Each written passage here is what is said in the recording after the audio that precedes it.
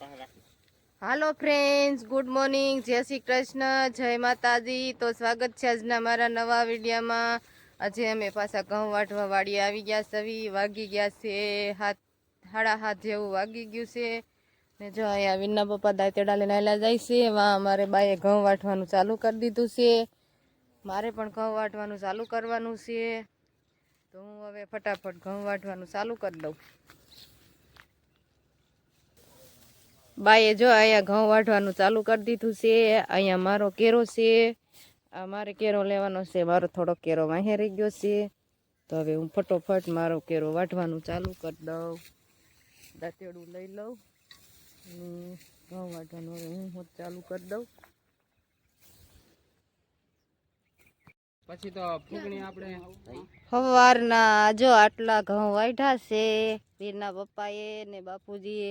બાપુજી, ઓમ તમે કેટલા વર્ષથી આ ઘઉં વાઢવાનું કામ કરતા છો? 65 વર્ષથી. બાપુજી કહે છે 65 વર્ષથી જૂનું આ કામ છે. 65 વર્ષથી ઘઉં વાઢવાનું કામ કરતા હતા. આજે પણ એટલા જ ઘઉં વાઢે છે. બાક તમે કેટલા ઘઉં વાટતા હતા પેલા? વાટતી જ નથી બેન. નતા વાટતા? કેમ? મને ફાવતા નતા. છે આ વીરના પપ્પાની કોઈ દી વાટતા હતા ઘઉં? કોઈ દી એને ક્યાં વાટ્યા? ઠીક. તોય અહીં તો બહુ ઘઉં વાઢે. જોવો જ આ પાથરા એમ રેડી થાય છે. હા, મારા બધા હવે પૂળા વાળવા જોઈશે ને. તો હાલો હું પણ પૂળા વાળવાનું ચાલુ કરી દઉં. દાંતડી ખોડી દેજો. હા, દાંતડી ખોડી દઉં ને તો લાગી જાય પાછી. હાલો ખોડી દઉં દાંતડી. આજ તો કેટલું કામ થાય છે હવે ઘઉં વાટવાનું. 4 જણા આવ્યા છે એવી ઘઉં વાટવા. તોય મને એમ છે ઘઉં આજ તો બધા આડા પડેલા નહીં વઢાય. મારે જો આ બધા પૂળા વાળવાના છે. હા, તોય રહી તો જાહે. 4 જણા ઘઉં વાઢવી છે તોય રહી જાહે. કેમ કે હજી પૂળા વાળવાના બાકી છે એટલે 3 જણા જ વાઢી શકે. હું તો એક આખો દી પૂળા વાળવામાં જ રહું છું એટલે જાજુ કામ એમ નથી થતું. 4 જણા વાટતા હોત ને તો થાય જાજુ કામ. આમાં 3 કેરા જ જાય. મારે તો આખો દી પૂળા વાળવામાં જ વયો જાય છે. હું મારે જો પૂળા વાળવાનું ચાલુ કરવું છે. 3 કેરા આમ છે પૂળા વાળવાના. ફટાફટ ચાલુ કરી દઉં. આ છે બાનો કેરો, આ છે મારો કેરો. 2 કેરા વઢાઈ ગયા છે. જે આ 2 કેરાના પૂળા વાળવાના બાકી છે. ઓલી બાજુ બાપુજીના ને વીરના પપ્પાના બેયના કેરાના પૂળા વાળવાના બાકી છે. આ બધું કાલુના તો આ પૂળા વળી ગયા છે. આ 2 કેરા અહીંયા અમે વાઢ્યા અત્યારે સવારે એટલે આ કેરાના પૂળા વાળવાના છે. પહેલાં હું આ કેરાના પૂળા વાળ લઉં પછી ઓલા કેરાના પૂળા વાળવા જાઉં. તો હાલો આપણે હવે ફટોફટ આ કેરાના પૂળા વાળવાનું ચાલુ કરી દઉં. આ પૂળા વળી ગયા છે. હવે મારે જવું છે વીરના પપ્પાના અને બાપુજીના ઘઉંના પૂળા વાળવા. એના કેરામાં મેં આજે 1 કેરો વઢાવ્યો હતો. 1 કેરો જો બાનો આવ્યો હતો. હું હાલી જાઉં છું બાપુજીના અને વીરના પપ્પાના કેરા બાજુ. મારે એના આજે પૂળા વાળવાના બાકી છે.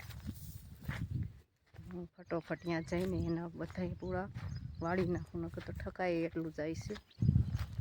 જો અહીંયા બાપુજી અને વીરના પપ્પાનું જે વાઢવાનું કામ ચાલુ જ છે. મારે આટલા બધા જે પૂળા વાળવાના બાકી છે. આ પૂળા કંઈ વળી રહી છે. હાલો હું ફટોફટ હવે પૂળા વાળવાનું ચાલુ કરી દઉં. નકર તો તડકો તપી ગયો છે. બહુ મોડું થઈ જાય છે. ચા પાણી આવી ગયા છે. જો બધા ચા પીવે છે. અહીંયા મારા સાસુમાં પણ ચા પીવા બેસી ગયા છે.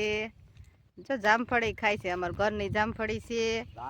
તો હાલો બધા ચા પાણી પીવા.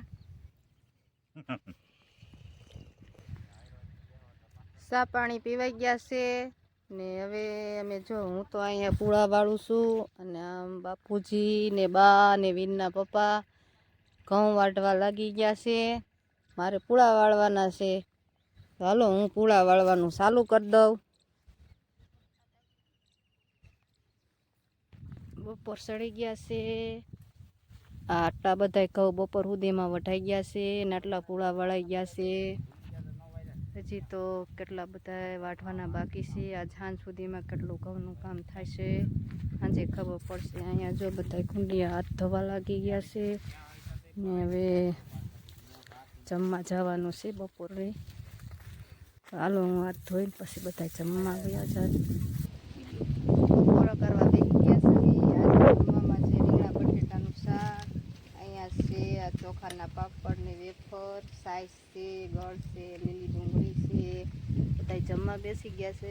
તો હાલો હવે અમે જમી લેવી. બપોર પછી આપણે પસાડ બાજુ વાઢવાના છે ઘઉં. તો હવે પસાડ બાજુ જો હળવા હળવા હાયલા જ આવી સવી. અને આવા જો આડા પડી ગયેલા ઘઉં છે ને એ વાઢવાના છે.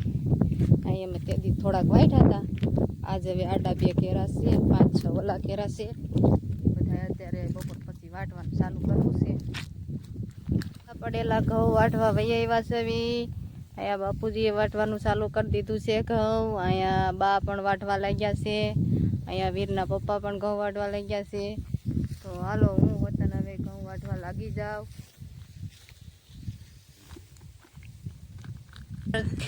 4 વાગી ગયા ને તડકો બહુ હતો. મનસુખભાઈ આજ તો ઠંડુ લઈને આવ્યા છે. અમે બધા ઠંડુ પીવા બેસી ગયા સવી. એક ડુંગળીમાં થોડી ફૂલ ખાઈ ગયા ડુંગળીમાં રૂપિયા હાંજ પડી ગઈ છે. હજી તો અમારે કાલ જો આ 4 કેરા વાઢવાના બાકી રહી ગયા છે. આજ તો ઘણું કામ કર્યું પણ તોય 4 કેરા બાકી રહી ગયા છે.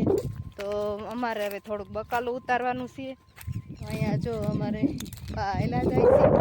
હું એની થોડીક પાછળ રહી ગઈ છું. તો તોય ઘણા ઘઉંનું કામ કરી નાખ્યું છે. ઘણા વઢાઈ ગયા છે. હવે લગભગ કાલનો દિવસ વાઢવાનું થાય તો વઢાઈ જાય છે. તો અમારે હવે થોડુંક બકાલું ઉતારવાનું છે. વાડી પૂગી નહીં વાડી છે અહીંયા થોડુંક બકાલું વાવ્યું છે. ટમેટા મરચાં રીંગણા ને એવું છે એ બધું ઉતાર લેવું. ત્યાં પૂળા વાળીને આવી જશે. હાલો હવે અમે ટમેટા ને એવું ઉતાર લેવી. અહીંયા જો આપણી ટમેટી છે એમાં ટમેટા ઘણા બધા પાકી ગયા છે અને ઘણા કાચાય છે. અહીંયા બા જો ટમેટા ઉતારવા માંડ્યા છે. હાલો બા થોડાક ટમેટા આમાં ઉતાર લ્યો તો હું આ બાજુની ટમેટી છે ને એમાં હું ઉતાર લઉં. જો આ બાજુમાં ટમેટા પણ ઘણા પાકી ગયા છે. ટમેટા છે થોડાક વાલ છે. આ પાલક છે, પાલકે પાકી ગયો છે. હાલો હવે આપણે ફટોફટ ટમેટા ઉતારવાનું ચાલુ કરી દેવી. એ તો ઉતરી રહે ટમેટા. આપણે ટમેટા રીંગણા ને કોબીજ ઉતારી લીધું છે.